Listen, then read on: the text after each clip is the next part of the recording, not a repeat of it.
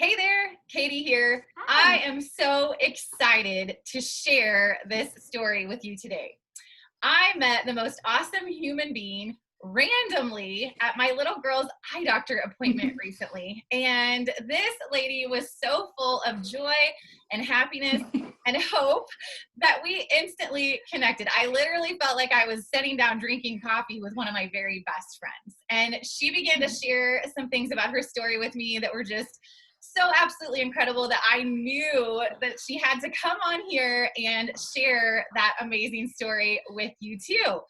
So today I am so excited to welcome here with me Miss Erin Forsythe. Good morning, Erin. Welcome. Hi, good morning. Hi. Glad to be here. Thank you so much. Thank you so much for being here. This is amazing because we've only actually met in person the one single time, but I just feel like we've been friends forever. Yeah, I know. It really does feel that way, doesn't it?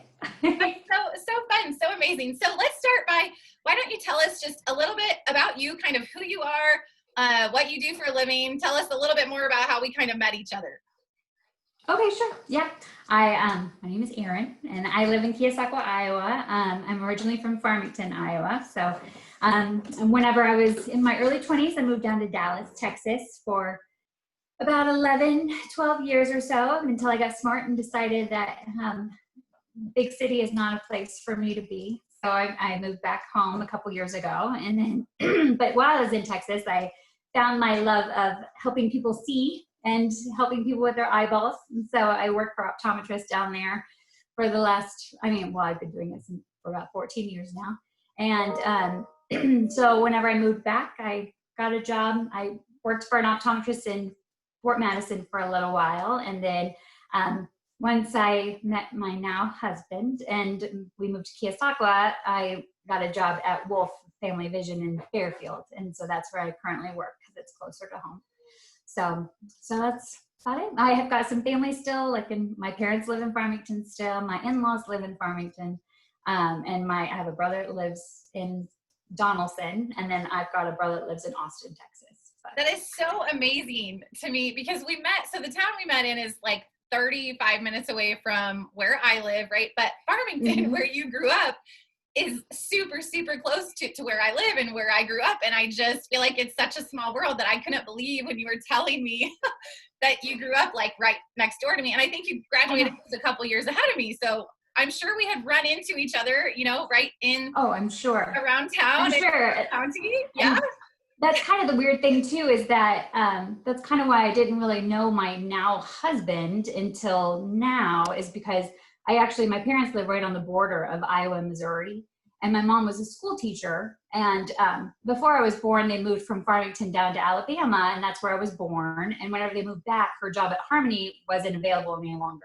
So she got a job at Clark County in Cahokia, and it was about the same distance to Harmony as it was to Clark County. And so we just went to school at Clark County instead. So I lived in Farmington, but went to school at Clark County. So a lot of the people that I know growing up are all in Missouri and Clark County, but I still know some people from family friends in Farmington because it's not a big town. So right. Everybody knows everybody there. Oh my gosh. That's so amazing. And that's so amazing and fun. Okay. I am absolutely so excited to jump into the most fun and incredible part of this conversation. And this conversation today is all about how you met your husband, and you got married at age 35. And I think it's so important to share this story because I know that there are people out there in their 30s who are still single and who are wondering, am I ever going to get married? Is there anyone out there for me? What does that kind of look like? And I think your story has so much hope and joy and just love and God's awesome timing. So I'm going to turn it over to you. Yeah, I'm going to turn it over to you, and let's just hear your whole love story. Here we go. Okay. Well, like I said, I lived in Dallas, Texas for a little while. And whenever I was down there, of course, dated, but could not find anybody that I could stand longer than a date or two. It just never seemed right. And so I just kind of had given up hope and just kind of was fine and content just working for an eye doctor and just going to work and coming home and then just building up my vacation until I could come back and see my family. So, you know, I did that. And then once I got to be in my 30s, you know, I just kind of was like, okay, if I'm never going to get married, like, and if I'm just working to work and just live here by myself, it's like you could be surrounded by all this stuff in the world to do, but if you don't have someone to enjoy it with, then it's really meaningless. So I ended up quitting my job and moved back in with my parents because, and I was, I think I just turned 33 at the time. No, 30. I was 33. I was going to turn 34. I think. Yeah. So I was like, because what 33-year-old single woman doesn't move back in with mom and dad? And I had a successful career, you know, I was making great money and had so many friends, but it just, you know, one of those things that it's like, you know, are they really friends or are they, you know, your family's always there for you. So anyway, so whenever I moved back, I just kind of chalked it up like I was going to be that crazy single cat lady, you know, that I even talked to my parents about building. They've got like 40 acres, you know, beautiful land. And so I just kind of talked to them like, are you okay if I build like a tiny house, like in your back 40 somewhere and just, you know, get a bunch of barn cats and just be that crazy lady? And my parents were like, I love that. Yeah. They're like, sure, honey. And I'm like, then I could just come up and eat supper. And cook. So I had it all planned out, you know. And then, you know, I took like a couple months off whenever I moved home, and it was around the holidays. And so my mom and I, we watched so many, she's retired, so we watched so many like Lifetime movies or like the Hallmark Christmas movies and just all those love stories. And I was like, oh, these are so sappy. Like this is not real life. This does not happen to people ever, you know, unlike everyone. But, you know, we indulged and watched. So whenever I finally decided to start looking for a job, you know, and I got a job working for an eye doctor, and I actually was working in Centerville first. So it was like an hour and 15-minute drive. And, you know, commuting, doing that, and then they transferred me to Fort Madison. And while I was there, my mom was like, you know, you need to get out and just hang out with some people. You know, you can't just hang out with your parents all the time. And I was like, why not? I kind of like hanging out with my parents. You know, they're awesome. And I truly discovered too, I mean, this is kind of a side note, that when I was in Dallas, I got told all the time, people asked me what was wrong with me.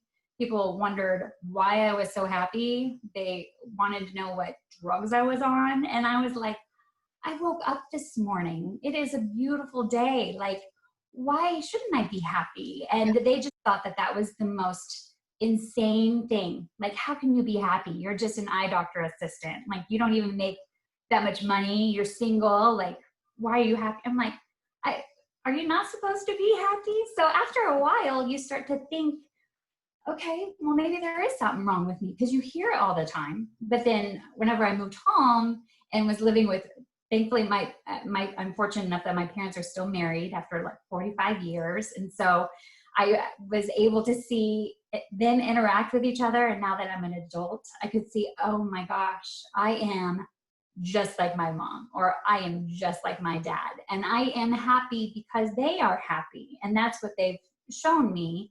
And so it's not about what you have.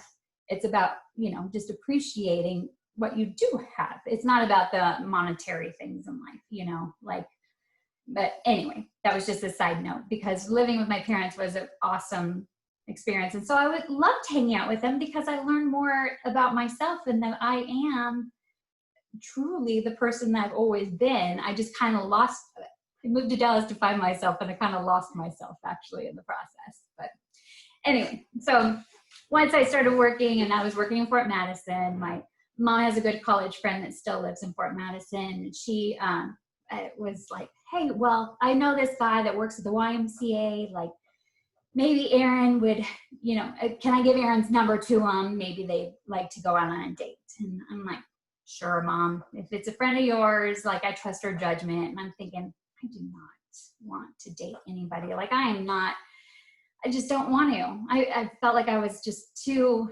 old for it. And he had been married before and divorced and had a little girl, which is wonderful, you know, but it's like, gosh, I guess at my age, like, that's all I can you know, I have to settle. I have to settle for somebody with some baggage. Like, I'm not going to find somebody that comes from the exact same background as me, that has like the same, you know, story of being single till they're 30 or 35, whatever, 34 at that time. And so I'm like, I just got to settle. So I went out with this guy like maybe once or twice. And then it was funny. My mom likes to bring this up because another day he said, ironically enough, his name was Ryan. So, which is my now husband's name. But anyway, so he had asked me again to go out another night that week. And I said to my mom, I was like, oh, he wants to go out. Like, that's like 3 times in this week. Like, do I have to? I just feel bad saying no. And so anyway, if Ryan watches this, I'm sorry. Like, but that's honestly how I was feeling.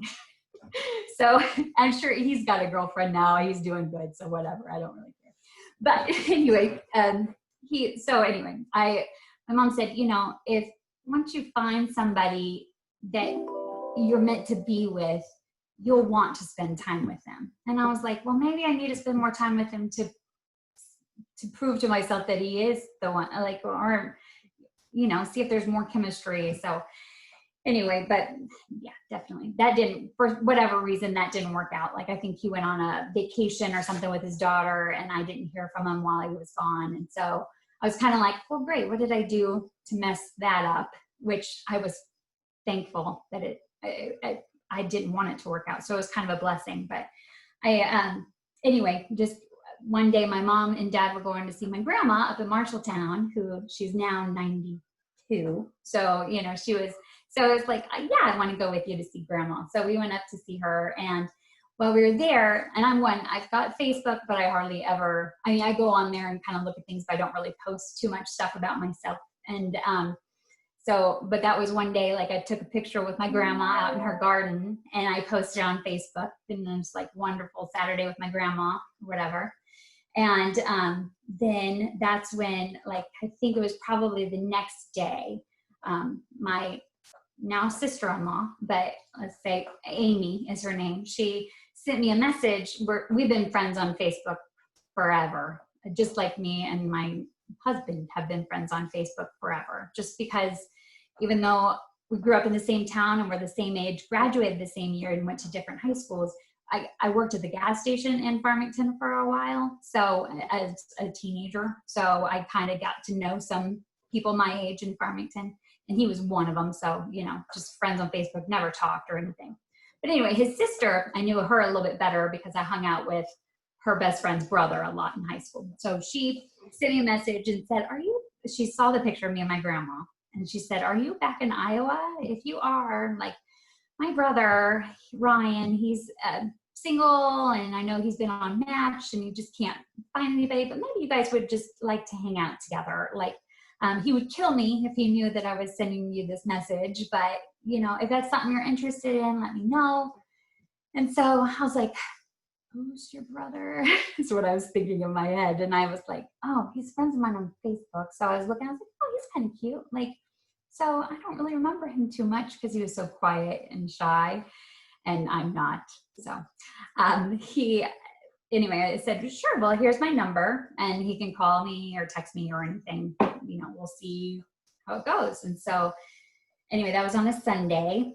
And then he sent me a text on like that Wednesday and said, you know, hi, Erin, it's Erin Forsythe, and I got your number from my sister, and just want to know, I can't talk now, but is it okay if I call you tonight? And I said, sure, like, anytime tonight's great, you know, like, I'll be home from work around, say, 6:30 or something. And he said, well, I'll call you around 7. Like, that's perfect.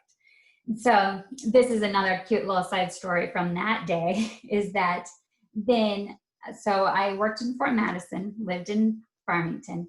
And so that night on my way home from work, I really am notorious for not filling up my car with gas until I like absolutely need it.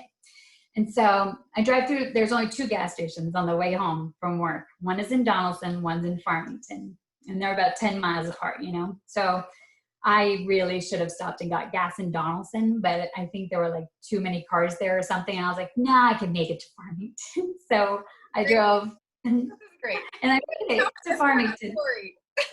What? I don't think you told me this part of the story. I don't think I did, but this is like one of my mom's favorite parts of this story. And it actually is pretty funny. It's just that God works in mysterious ways, like absolutely does. And so this was one of those things that it was like another one of those signs, like it was totally meant to be for us, I think.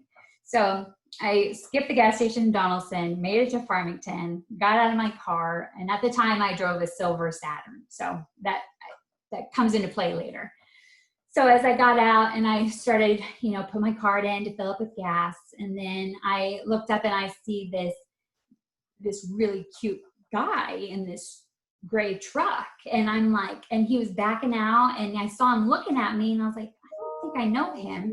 I saw him looking at me. And so I was like, he's pretty cute. Like, well, but he backed up and then he kind of looked at me and I kind of smiled, and then I just kept filling up with gas thinking, oh, well, and he drove away. And I thought, oh, maybe he'll turn around and come back, and he didn't. So I was like, well, he's probably married or gay. So whatever. So, so I just filled up my car, and went about my way. Didn't think twice about it, And then, so, anyway, I go to my parents' house, and I tell them that I'm going to get a call from Ryan that night. And the funny thing is when I was looking at his Facebook, even like when his sister sent me that message and my mom was telling me about like his family and how his parents lived just right down the road and that his mom and my mom both started teaching at Harmony the same year in like 1974 or 5 or something, that they were in the same, new teacher time. It's just like, I don't know, they moved to Farmington at the same time and that his parents had been married over 40 years. It was just like, okay, and he's never been married and he's my age and single. So I was like, I just kind of knew, like even before I talked to him, I was like, I think this is probably like, this might be my future husband, but I hadn't even met him yet. So anyway, whenever he called, so I told my parents, that he was going to call me that night. So whenever he called me, like we talked for over an hour, I know. And I walked around my parents' house like 4 times while on the phone, just so I wasn't in the house, bothering so my dad wouldn't bother me and distract me. So, anyway, and then we set up our first date for that Friday night. So he picked me up and, whenever he picked me up, as he was standing outside of his truck, I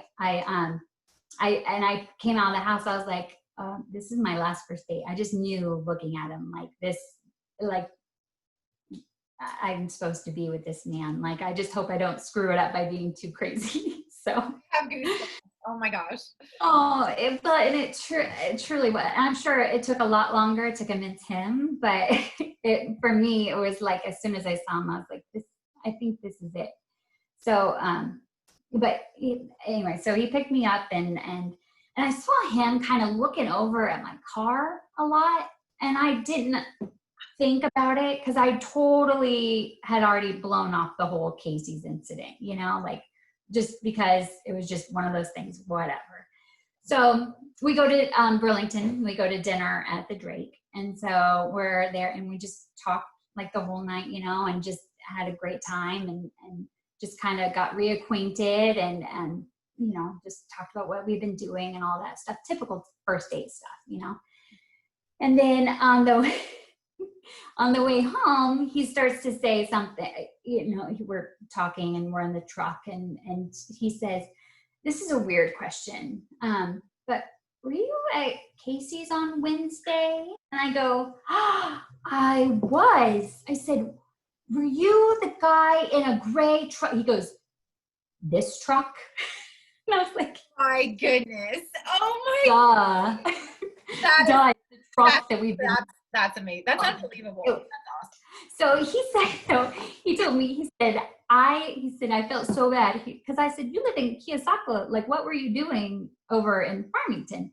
And he said, well, I was stopping at my parents' house to drop off some things at like their dumpster or something. And so I had stopped at Casey's on my way home. And he said, I felt so bad because I knew I was supposed to call this Erin girl on Wednesday night. And I was checking out this girl at Casey's. He did not know it was you? Oh, he had no idea. Oh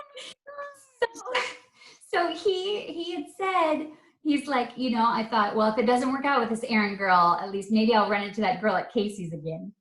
Oh my goodness. I can't even, like, my face hurts from smiling. I know, isn't that like the most, and of course I'm like, of course I felt like an idiot because I was like, oh, did you have a great trot? Like, Erin. You are the cutest. I can just, for hours. I can just picture like your face, his face, and this whole thing going down. I love it. Yeah. And it was like, oh my gosh. And he's just so cute and sweet that the thing that he probably felt relief whenever he saw my silver Saturn, like, oh, good. I don't feel bad. And thinking that he was cheating or something, even though we hadn't even talked yet. I just thought that was the cutest thing that he felt so bad. Because he was supposed to call. And anyway, he was checking out the girl at Casey's, which was me. So. That's amazing. That's amazing. Yeah. We, and so then we, on our way home, neither one of us wanted the date to end, but we didn't know there's not a lot to do in Farmington or Keosauqua, especially later at night. So his parents have about like 80 acres outside of Farmington towards, the Harmony High School kind of out there. So, as we were driving, he's like, would you like to stop by my parents' farm? Like, there's a little lake there and it's a nice night. And I was like, sure. Like, I love that because I love being outside and I love looking at the stars and I just, especially being on water and things like that. So, so we went out there and just spent some time just talking, just kind of sitting on the dock and saw a couple shooting stars. So I was like, gosh, it was like the best thing. So anyway, like the most romantic thing ever. But of course, even after that, like no kiss or anything, and even though that would have been perfect, but it's okay. No kiss. And then, so he takes me home and then, so as we're saying goodnight and still no kiss on the first date, he said, when can I see you again? And I said, is tomorrow too soon? Aww. And he was like, no, tomorrow's great. So, so then I knew, like, once I went inside and my mom was asking about the date, I said, well, I'm going to see him again tomorrow. And she's like, I told you, once you like find somebody that you actually want to spend time with, you will want to see him as much as you can. And so we were pretty much inseparable for like the first probably 10 days or something. It wasn't until one day when I had to work super late at work and wasn't going to get home till late and that we didn't see each other like that one Tuesday. And it was like a week and a half later. So we went four-wheeler riding on his parents' property, and stuff on, anyway, like, so we had a bunch of wonderful dates and just hung out, and I hung out with him and his family and he hung out with me and my family. And it was just, one of those things where it was just so comfortable, and then, so then finally, like after about a week or something, we were watching a movie at his house. And then finally I was like, okay, he is way too shy and like respectful and quiet. Like unless I want to be in the friend zone, like I'm going to have to like make a move and like kiss him or something. So I made the first move and kissed him while watching a movie in his basement of his house. So, which was fine, for a first kiss, whatever. And it wasn't until a couple months later that he told me that he really wanted to kiss me at his parents' farm on our first date. And I was like, oh, that would have been perfect. Why didn't you do that? So then after that, of course, me, I'm like, oh, this could have been where we had our first kiss. Right. But anyway, so we just had a wonderful time. Like just, it was kind of like we had been together forever, and so, and we, I had said after like the first probably month or something of that we were dating, and it was weird just of how many people we both knew and like his cousins that I've known like my whole life pretty much, that we used to go camping with when I was growing up. It was just the weird similarities. And like, his name is Ryan. I have a brother named Ryan, and then his sister is named Amy, and my brother Scott is married to an Amy. And then like, his sister is married to an Erin with Aaron, and my name is Erin. So it's just so many weird similarities that it was like, this is not a coincidence, you know, like, so anyway, we, my brother Ryan was turning 40 in March of that year. And so I think probably in September, I had told Ryan, I said, you know, we were going to go to Cabo, me and my family, going to go to Cabo to surprise my brother for his 40th birthday. Just me and Ryan surprised him. He knew that my parents were going to go because they were going to watch his little girl. And so, anyway, I asked Ryan if he wanted to go with me, and he's like, sure. So that was like going to be after like 6 months. And so I kind of made a joke saying, well, that'll be like a lease, you know, like, so you can see, like, if you can put up with me for 6 months. And then at the Cabo trip, it's like, oh, we could either go our separate ways or, you know, stay together, whatever. And I kind of said as a joke, but anyway, he ended up, so I don't know how much more of the story you want me to go into detail about, but it was just one of those things where it was absolutely like meant to be. You know? Okay. That is just the most amazing, most adorable. Like, I can't even, like, I was just like sitting here, like clinging to your every word. It's just amazing. And there's so much hope in that. Like I said, you know, right? Yeah. So then you get married at age 35. So I definitely want you to tell the part of the story where he proposes.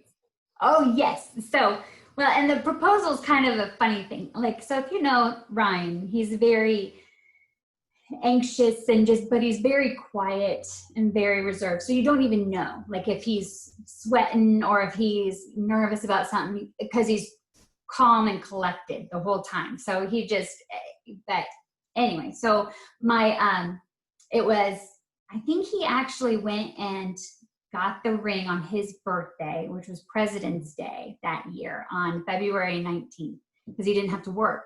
So, and then it was, I think he was planning, and we're going to go to Cabo on the 26th, on February 26th, because my brother's birthday was March 2nd.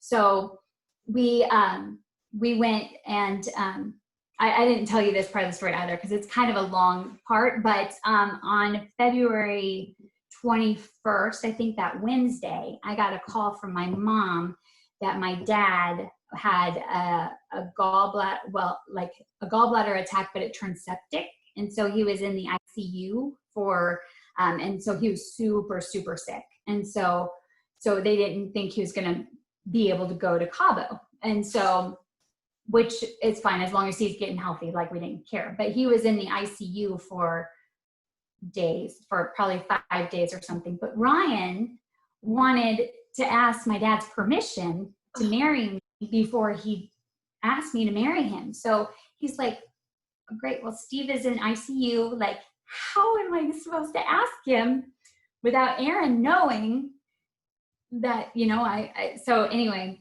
he, I don't remember. Oh yeah. My mom and I had gone to Iowa City, so I could get my hair done. She was getting her hair done, and we went shopping for a bunch of clothes at Von Mar before our Cabo trip. And that was on Saturday, the 24th. And so my dad was still in ICU, but after we were done shopping, we met at Mount Pleasant, so my mom could go to Burlington and see my dad, and then I could go see Ryan. He was with his family, and they were at the farm. So anyway, I guess, unbeknownst to me, Ryan took that time that we were in, I thought he was with his family the whole time, and he took that time to go to Burlington to see my dad in ICU and to ask him his permission. But my dad is a lot of a jokester. So it's like, I haven't told this part of the story very much, so it's kind of hard for me to remember how long it took him. But he went to the hospital, went up to ICU, and was right outside the door. And then he kind of paced down the hall a little bit, and then he, like, in his watch, his iPhone had told him to breathe several times because his heart rate was so high. And then he left, and then he went to like Jimmy John's to get a sub or something. And then he went back to the hospital, and then he was outside, like walking around again. And then he left and went all the way back to Keosauqua from Burlington, drove all the way home and called his sister and was like, I can't do it. Like, I can't, he's in the hospital. Like, what if, like, he's in the ICU? What if he says like, you know, a joke and I don't get it? And he's just, Oh my God. can't, like, I can't ask him right now. Like, maybe when Linda's there, my mom, maybe when Linda's there, I can ask. And Amy, his sister, was like, Ryan, you have to go back and you have to go ask him now. Like, this is the only time before, if you want to propose to her before you go to Cabo, you have to go and ask him now.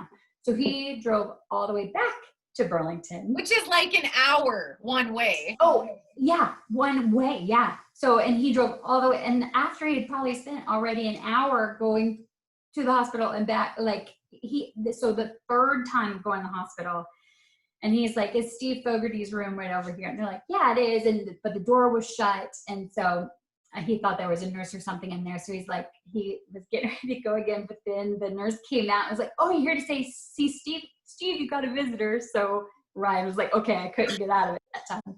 So he went in there, and I'm sure he's like, I'm sure my dad was probably like, oh, hey, good to see you. Like, didn't think anything of him being there without me, you know, just because my dad's kind of clueless sometimes on things like that. But he probably was like, oh, cool, Ryan came to say hi. But Ryan thought he'd think it was weird that he came to see him by himself. But anyway, so then he said, you know, talked to him for a little while and asked him how he's doing. And then finally he's like, well, you know, Steve, I'm here.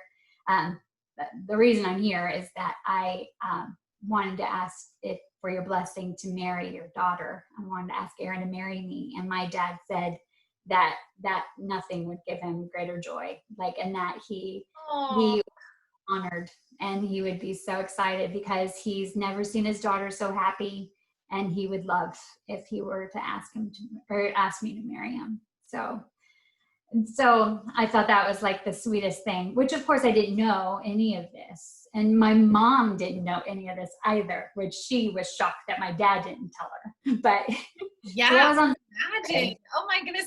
So your dad and Ryan just kind of had this like giant, incredible secret going on. Yeah. Oh yeah. God. And my dad is in the ICU, like, you know, not doing so great, but of course and so anyway, just the fact that Ryan went through all that trouble to make sure to ask my dad's blessing. And the shocker though is that my dad didn't give him a hard time, because that's just my dad. He gives everybody a hard time all the time. So, but anyway, I thought that was pretty sweet. So, but anyway, once we're done shopping and we go and, you know, whatever, my mom goes to see my dad and I go and see Ryan, and he's actually back at home in Keosauqua at this point. So you made good time. I know. He had just gotten back whenever I got there, and he made it seem like he was with his family the whole time, but I'm sure he was sweating bullets because oh yeah. To drive to Burlington and back twice. And so this whole thing, I was shocked about it the next day whenever I find out. So the next day we had planned to go to my parents' house because I actually had moved in with Ryan at this point. We moved in with each other probably the end of December, probably after like 3 months of dating or something. But so I still had a bunch of stuff at my parents' house in storage. And so like swimsuits and things like that. So we were going to go to my parents' house so I could get some things so we could start packing for Cabo. And so on the way there though, and it was February 25th, and it was a beautiful day. It was like probably 50 degrees outside, which is unheard of, you know, in February in Iowa.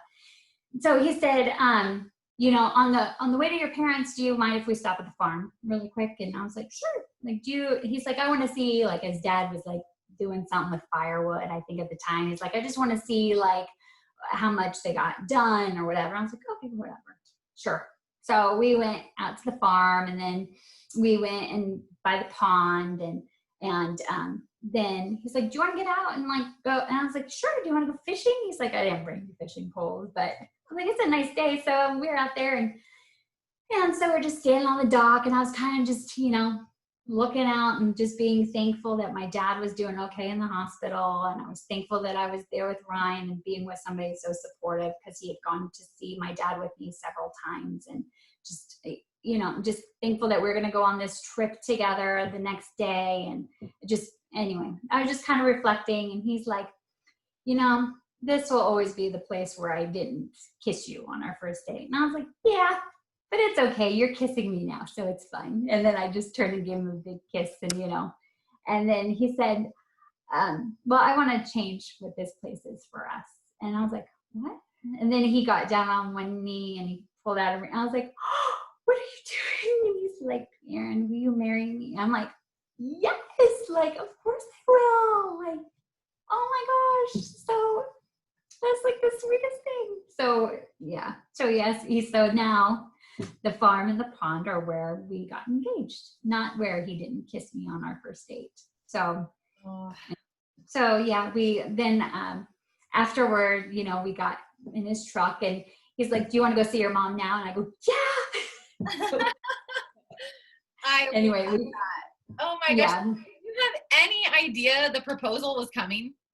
No, like I had been hoping, for like a long time, but I think at that point I had kind of been like, well, it'll happen whenever it happens. Like maybe he'll propose in Cabo,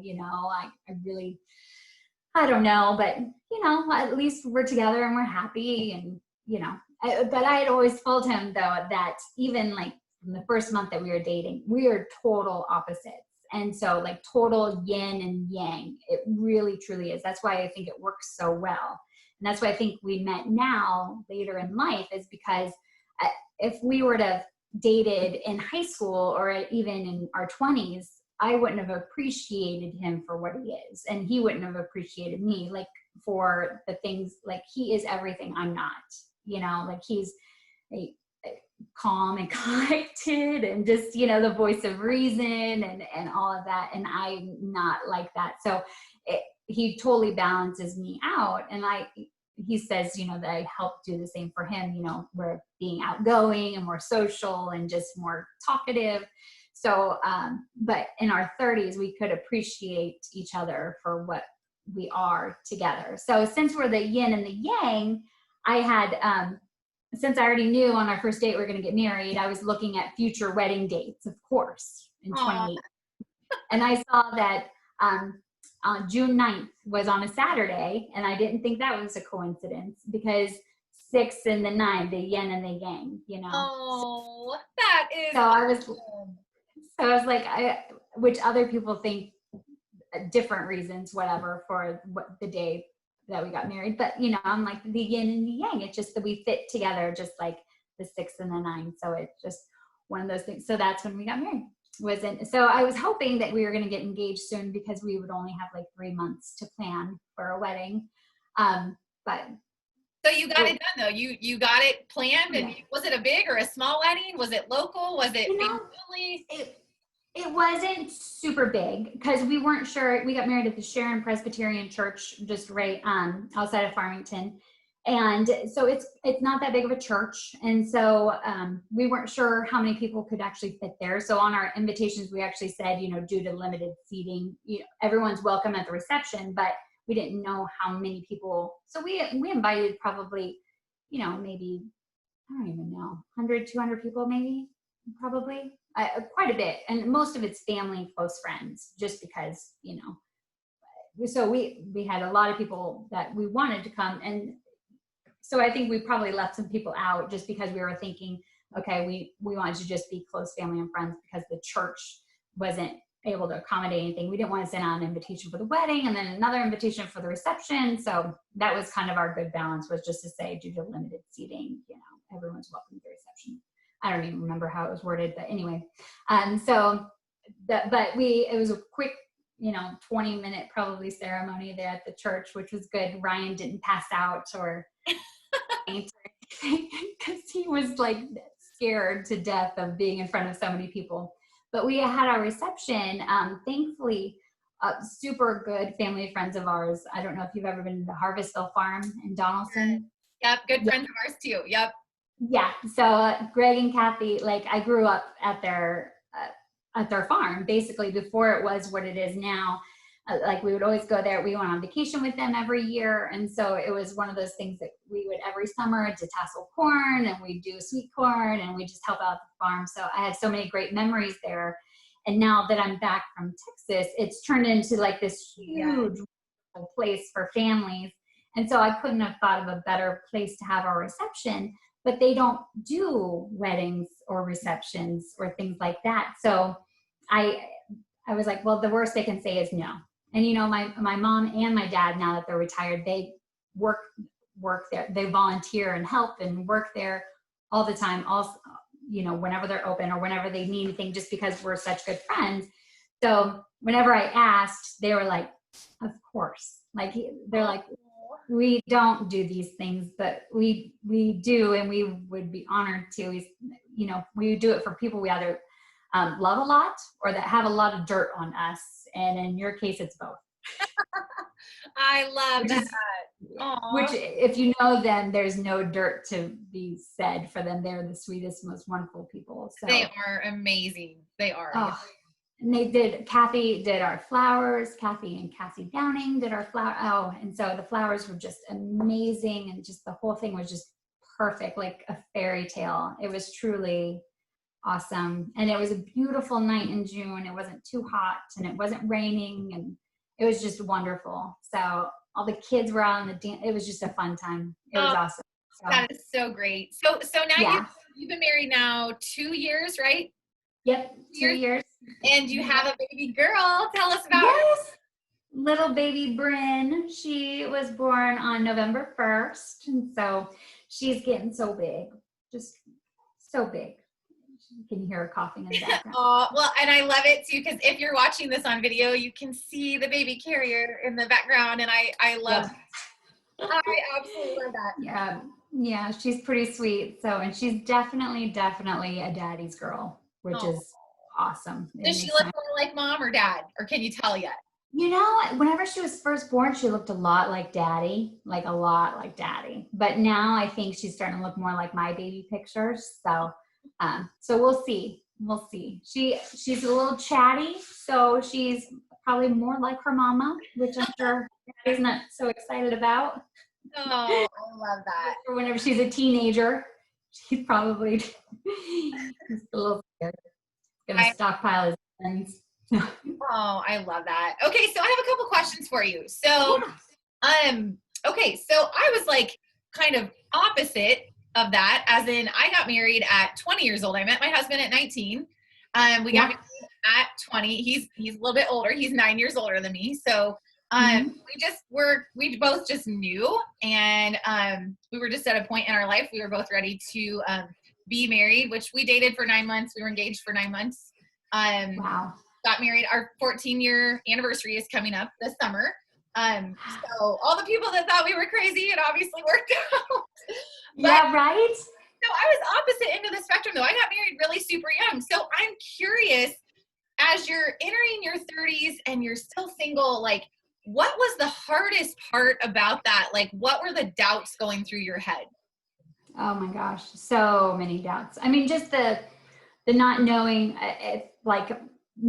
thinking that, oh, well, God has a different plan for me, you know, as I go into my 30s, just because, you know, just the way that our society is, or that our parents were like, they got married in their early 20s, or, you know, right out of college, or they met whoever they dated in college is who they ended up marrying. And you see that so much that once, if you didn't meet anybody in college, or if you didn't date anybody in your 20s, and you start to think, gosh, like I am going to have to rethink my expectations here. You know, I'm going to have to settle for somebody that has already been married, or somebody that already has a kid, which is great, you know, to each their own. Everybody's different. But in my mind, when I was in my 30s, I was thinking, I think I do want to start fresh with someone. You know, I do want to have a husband who's never been married before, because I don't want to deal with any ex drama, or, you know, of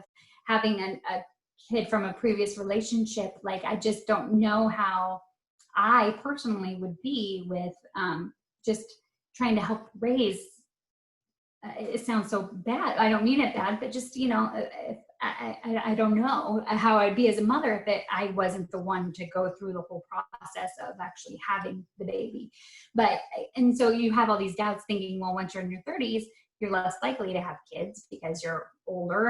And so I just started to think that, well, I guess it wasn't in the cards, but I guess you just kind of have to be open to, that's why I was kind of thinking I would be a crazy cat lady. But then I was, once I started getting out there, and then I was a little bit more open to the possibilities of other things, and then seeing that, it's not so bad if you do want to be in a relationship with somebody that already has had a relationship like that. That's wonderful and fine.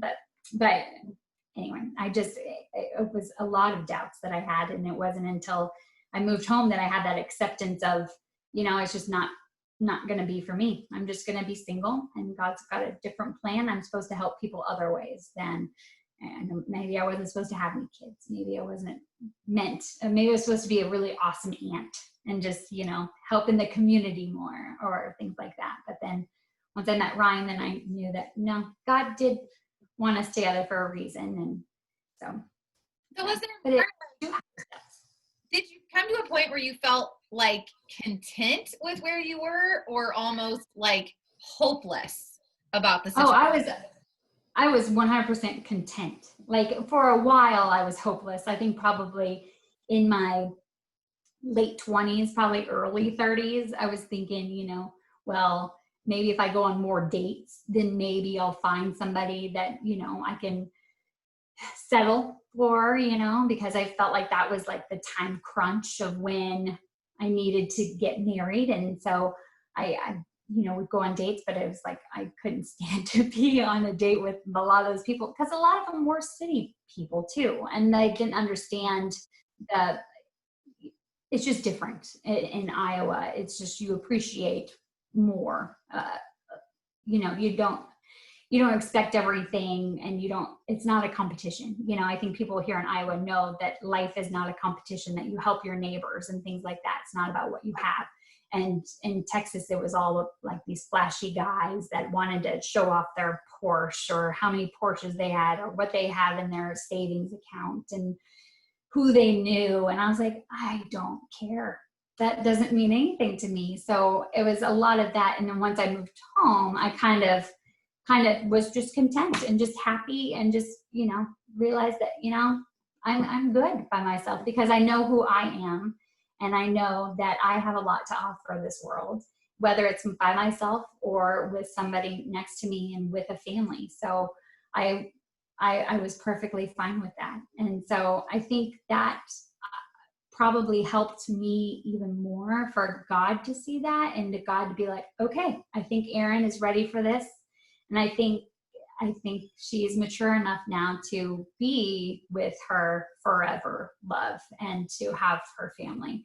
So I feel like it was just kind of like those trials of having to go through so much and to experience a lot of bad and negative things. Because I was in a lot of, the relationships I did have were not good. They were very like abusive, like either physically or emotionally or, verbally.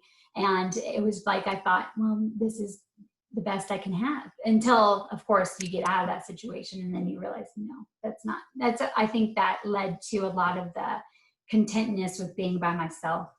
And I think that's what opened the door for God to bring Ryan to me, and but you don't see it at the time, and you think you are hopeless, and you think like, why is all this bad stuff happening to me, and why me? And then you just have to realize that you can make the decisions to get out of that situation, no matter how hard it is.